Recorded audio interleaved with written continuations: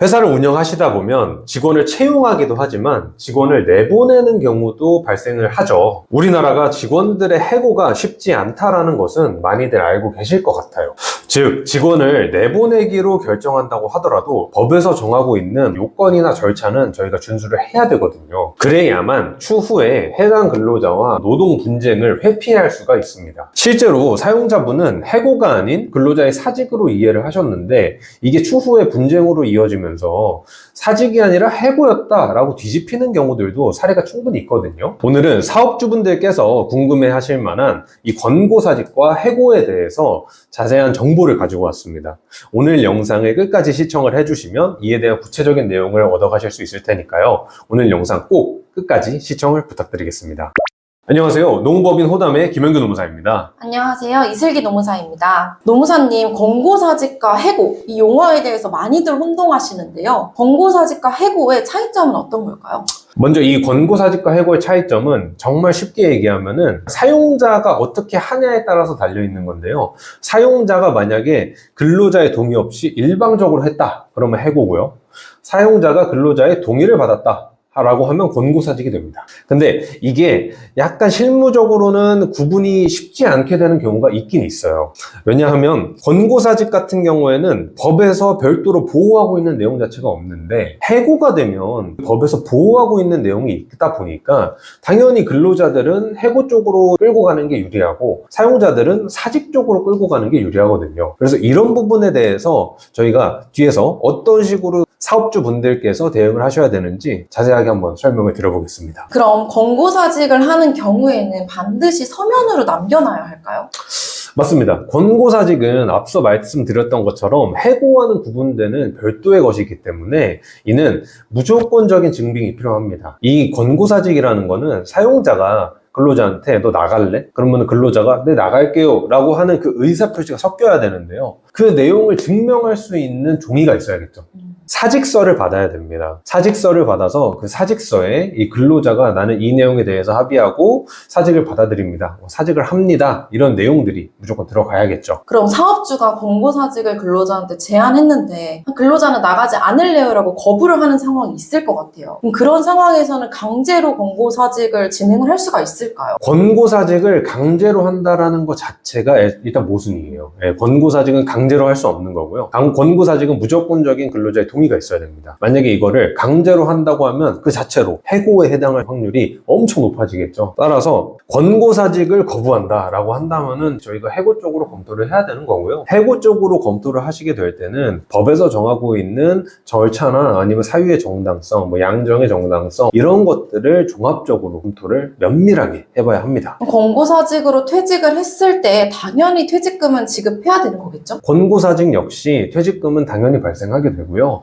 근로자가 퇴직금의 발생 요건을 충족하였다면 퇴직금은 당연히 발생합니다. 그러니까 많은 사례를 보면 권고사직을 했을 때 위로금을 준다 라는 얘기가 굉장히 많잖아요. 그럼 권고사직에 대한 금전 보상을 해야 되는 게 사업주의 의무일까요? 아니요. 권고사직은 법에서 정하고 있는 내용이 없기 때문에 금전 보상에 관한 내용도 법에서 딱히 정하고 있는 내용은 없어요. 그렇기 때문에 이거를 의무라고 생각하시면 안 되고요. 그냥 협의를 할 수 있다 이 정도로 생각을 해보실 수는 있습니다. 위로금을 협의하는 게 생각보다 너무 어려울 것 같아요. 어느 정도로 지급하는 것이 적절한지 혹시 팁을 주실 수 있을까요? 보통 업계나 아니면 근속 연수 혹은 사직 사유 이런 것들을 종합적으로 고려를 하게 되는데요. 애초에 회사의 자율적인 입장에 맡겨져 있다 보니까 이거에 대한 구체적인 가이드라인은 없는데 실무적으로는 통상 1개월에서 3개월치의 월급 그 사이에서 결정을 하게 되는 것 같아요. 다만 무조건적으로 이렇게 해야 되는 건 아니니까요. 위로금은 지급하지 않아도 무방합니다. 많은 분들이 권고사직을 하면 실업급여를 받을 수 있다라고 생각을 하시고 사업주분들도 그렇게 많이 생각을 하시는 것 같아요. 권고사직 시에 고용보험 실업급여를 받을 수 있는 걸까요? 네, 맞습니다. 실업급여는 자발적으로 퇴사한 경우에는 그 수급 자격을 인정해주지 않지만 이게 명확히 권고사직이다라고 한다면은 비자발적 퇴사로 보기 때문에 경우에 실업급여의 수급 자격을 인정을 해주거든요. 따라서 실제로 권고사직을 당하신 경우에는 실업급여의 수급도 가능합니다. 이런 경우도 있을 것 같아요. 저는 권고사직에 동의하지 않았어요 라고 근로자가 이야기를 하면서 이거는 권고사직이 아니다 해고다 라고 주장하는 사례가 굉장히 많을 것 같은데 이럴 때는 어떻게 사업주가 대응해야 될까요? 실제로 그런 사례들이 정말 많죠. 저희 사무실에도 그런 사건들이 들어오곤 하는데 실제로 근로자가 권고사직 합의를 했음에도 불구하고 노동위원회에는 부당해고 구제 신청을 하는 겁니다. 하지만 사업주가 권고사직을 진행을 하면서 그런 어떤 사직서에 관한 내용이나 아니면 뭐 논의 과정, 뭐 협의 내용 이런 것들을 서류로 잘 준비를 해놓고 저희가 증거자료로서 보관을 했다라고 한다면 근로자의 일방적인 주장은 노동위원회에서 받아들여질 확률은 높지 않아요. 대단히 낮다고 보셔도 됩니다.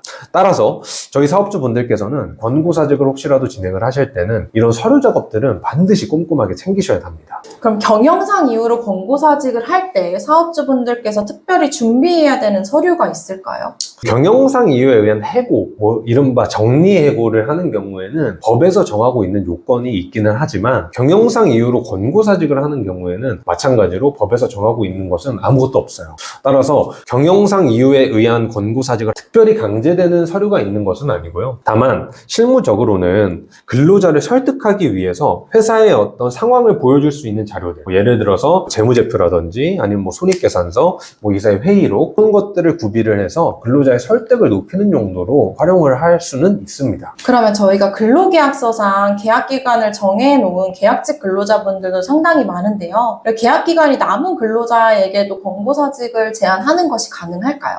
충분히 가능합니다. 계약직이라고 하더라도 권고사직은 사용자가 근로자에게 사직을 청약하고 근로자의 동의로서 그 내용이 구성되기 때문에 계약직 근로자라고 하더라도 권고사직을 당연히 청약을 할 수 있겠죠. 따라서 그 내용을 그 근로자가 받아들여지면은 권고사직은 이루어지는 것이고요. 그럼 보통 해고의 경우에는 사건으로 많이 진행이 되기 때문에 노무사나 변호사분들을 상담을 많이들 해주시잖아요. 권고사직의 절차를 진행할 때도 그러한 상담이 필요할까요? 권고사직과 해고는 정말 한 끗 차이라고 보셔야 될 것 같아요. 따라서 권고사직으로 가면은 사실 당연히 사업주분들에게 유리합니다.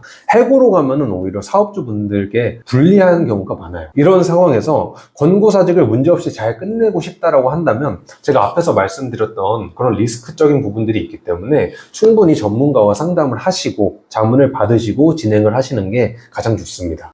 오늘은 저희 사업주분들께서 사업을 운영하시면서 생기는 직원을 내보내게 되는 경우, 이런 경우에는 우리가 어떤 것들을 유의해야 할까, 이런 내용들을 조금 알아봤는데요. 저희가 준비한 내용은 여기까지고요. 다음에는 더 좋은 사업 운영에 도움이 되는 그런 내용을 가지고 찾아뵙도록 하겠습니다. 지금까지 노무법인 호담의 김영규 노무사, 이슬기 노무사였습니다. 감사합니다.